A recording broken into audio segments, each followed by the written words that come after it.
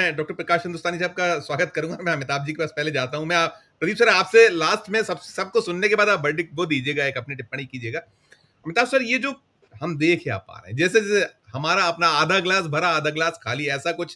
कहीं दिखता है सोचने का। लेकिन हमने जैसे कहा कि सुप्रीम कोर्ट कहीं अपनी मर्यादाओं में रहकर कुछ कह गया है या उसे मर्यादाएं तोड़ देनी थी, इस पर टिप्पणी। और दूसरी चीज इस पर भी कि क्या बिहार में जो वोट कटने, और ये कहा गया है, देखिए अभी जो इलेक्शन कमीशन ऑफ इंडिया ने वहां भरोसा दिलाया है कि हम भले ही 28 तक पूरी प्रोसेस पहले कर लेंगे, नाम किसी का नहीं कटेगा।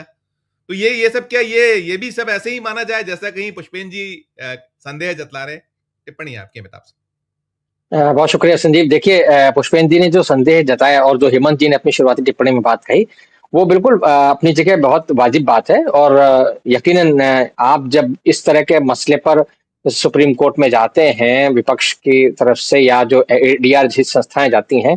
तो वो ये मान करके जाती हैं कि चूंकि आप यहाँ डिसइंफ्रेंचाइज करने वाले मुद्दे पर जा रहे हैं, आप मतदाताओं से उनके वोट का अधिकार छीने जा रहे हैं, जो कि एक बुनियादी संवैधानिक अधिकार है, उस तरह का खतरा हमको दिख रहा है। तो जब हम ऐसी उम्मीद लेकर के सुप्रीम कोर्ट के पास जाते हैं, तो हम ये उम्मीद करते हैं कि सुप्रीम कोर्ट जो है कुछ एक कड़ा जो है वो रुख दिखाते हुए वो कुछ आदेश पारित करेगा। आदेश पारित नहीं का, सुप्रीम कोर्ट का जो ऑर्डर आया उसमें उन्होंने बड़ी चालाकी से यह बात कही कि सब पिटिशनर्स ने तो चूंकि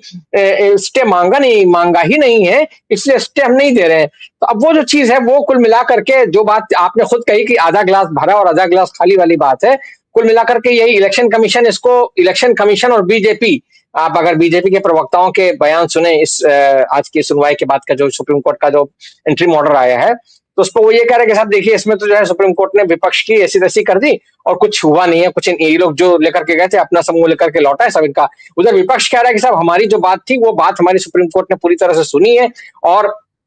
ये कहा है कि भाई आप आधार को शामिल करिए, एपिक कार्ड को शामिल करिए और राशन कार्ड को शामिल करिए, ये सारा सुझाव दिया है। तो और जैसा कि आपने अपनी टिप्पणी में भी बताया शुरुआत में कि इलेक्शन कमीशन ने अभी बाद में इस तरह की बात कही कि साहब आधार कार्ड तो उसमें शामिल ऑलरेडी है, जो की बात कही जा रही। तो कहीं ना कहीं ये भी है कि हाँ, इलेक्शन कमीशन और जो योगेंद्र यादव की आपने बाइट सुनवाई, वो बहुत इंपॉर्टेंट बाइट है। मुझे लगता है वो एक इंपॉर्टेंट ऑब्जर्वेशन है, वो एक कमेंट है, क्योंकि उन्होंने जो बात कही कि साहब कहीं ना कहीं चुनाव आयोग के ऊपर एक तरीके से दबाव बनाने, नकेल कसने का काम सुप्रीम कोर्ट ने आज अपने ऑब्जर्वेशंस के जरिए किया है। तो वो जो है वो कहीं ना कहीं वो दबाव काम है। और उससे पहले जो हमने कल देखा बिहार में, जो बिहार बंद का एक असर देखा, तो जो जमीन पर उतर करके विपक्ष ने अपनी ताकत दिखाई, जनता ने जो अपना एक मंतव्य प्रकट किया, कहीं ना कहीं उसका असर जो बिहार की जो सरकार है, जो वहाँ जो पार्टीज हैं, जो एनडीए गठबंधन है और जो चुनाव आयोग का जो पूरा अमला है, वो जिस तरह से काम कर रहा है, उसके ऊपर भी इन चीजों का असर निश्चित तौर पर पड़ रहा है। वो उसको ये दिख रहा है कि अगर कहीं कुछ इस तरह की बात होती है, तो वो जो महाराष्ट्र को लेकर के राहुल गांधी ने कल जो बात कही कि साहब महाराष्ट्र का चुनाव चोरी किया गया और हम बिहार का चुनाव चोरी नहीं होने देंगे, और बिहार की जनता से उन्होंने आह्वान किया कि हमें मालूम है कि आप लोग नहीं करने देंगे इस तरह की बात। तो वो इस तरह का एक मतलब जन दबाव जिसको हम कह सकते हैं, वो जो है वो कहीं ना कहीं इलेक्शन कमीशन के बैक ऑफ माइंड में काम कर रहा है। इसीलिए आपने जो बात कही ना कि बाद में उन्होंने आज बाद में बताया कि हाँ भाई आधार कार्ड तो उसमें ऑलरेडी शामिल है, यानी कि सुप्रीम कोर्ट के कहने के बाद उनका ये एक स्टेटमेंट आया है। तो ये कहीं ना कहीं हाँ, तो ये जो कहीं ना कहीं ये उस चीज को दिखाता है। और चूंकि हमको मालूम है कि हाँ, अभी 21 तारीख को और 21 तारीख को एक एफिडेविट आना है, उसके बाद फिर 28 तारीख को सुनवाई होनी है, तो जो सारी बातें, लेकिन फिर भी मैं वापस लौटूंगा जो पुष्पेंद्र जी ने बात कही और जो हेमंत जी ने भी शुरुआती टिप्पणी में बात कही थी कि हमें मीन्स जो भी लोग लोकतंत्र के बारे में सोचते हैं, लोकतंत्र की चिंता करते हैं और उसके बारे में तो वो जो है वो कहीं ना कहीं जो उम्मीद थी वो उस तरह की उम्मीद पूरी नहीं हुई। सुप्रीम कोर्ट ने कहीं ना कहीं से एक बीच का रास्ता निकालने की कोशिश की है कि भाई ठीक है,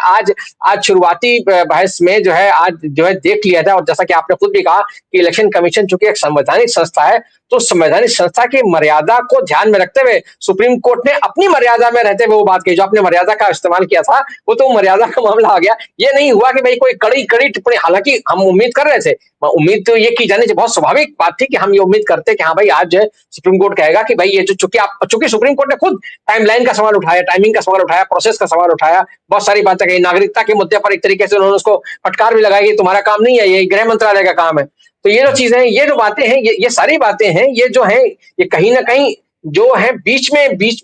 का एक रास्ता निकाल करके सुप्रीम कोर्ट ने आज दोनों के लिए रास्ता छोड़ दिया कि भाई वो इलेक्शन कमीशन कह दे कि हमारा आधा ग्लास भरा हुआ है और विपक्ष कहे कि आधा ग्लास खाली है, दोनों सारा मामला, और दोनों जो है कहीं ना कहीं कुछ लेकर के लौटे, कुछ दोनों को लगे कि हमारे हाथ में कुछ तो ऐसा आ गया है जिसके सहारे अभी हम आगे अपना मामला खींच सकते हैं। तो ये आज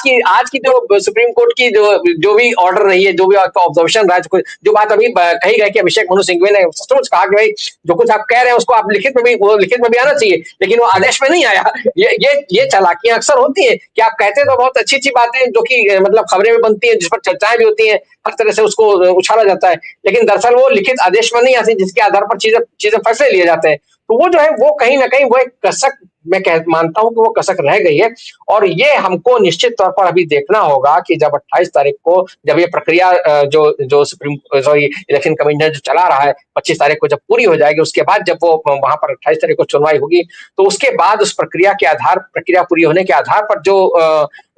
मतलब वहां पर सुनवाई होगी, उसमें जो दलीलें पेश की जाएंगी, उम्मीद है कि उस समय तक ये जो चीजें आ रही हैं, इलेक्शन कमीशन अगर सही, देखिए बात यह है कि किसी भी पार्टी ने और किसी भी संस्था ने चुनाव आयोग के इस अधिकार को तो चुनौती दी नहीं है कि उसको मतदाता सूचियों के पुनरीक्षण का अधिकार है, वो तो है, उसका काम है वोटर लिस्ट को रिवाइज करना, लेकिन जो तरीका आप अपना रहे हो, जो इंटेंट की बात सबसे बड़ी बात थी, जो आपका मोटिव था, मोटिव पर सवाल, ऑब्वियसली टाइमिंग भी मोटिव से जुड़ी हुई थी, तो वो जो मोटिव था आपका, उस मोटिव को लेकर के सवाल है, और वो मोटिव अगर मतलब कहना चाहिए कि चेक हो जाता है, अगर वो मोटिव जो है वो उस पर अंकुश लग जाता है, तो निश्चित तौर पर इसमें कोई समस्या नहीं होनी चाहिए। हालांकि ये बात भी है कि अब तो ये कहा जा रहा है कि साहब ये मतलब महाराष्ट्र में भी होगा, और आगे फिर ये अभी देखिए पश्चिम बंगाल में होगा, और उसके बाद फिर केरल में होगा, तो ये कहीं ना कहीं ये चीज ऐसी है कि इसको आप, जो कि विपक्ष के तमाम लोग कह रहे हैं, जिसको ओवैसी साहब जैसे लोगों ने कहा कि भाई ये सीए एनआरसी के बाद जो है एक तरीके से नया सिटीजन रजिस्टर बनाने की तैयारी हो रही है, तो वो कहीं ना कहीं ये सारे संदेह भी जिंदा है, ये सारे संदेह जिंदा है, इनमें कहीं कोई चीज ऐसी नहीं है जिसको हम गैरवाजिब,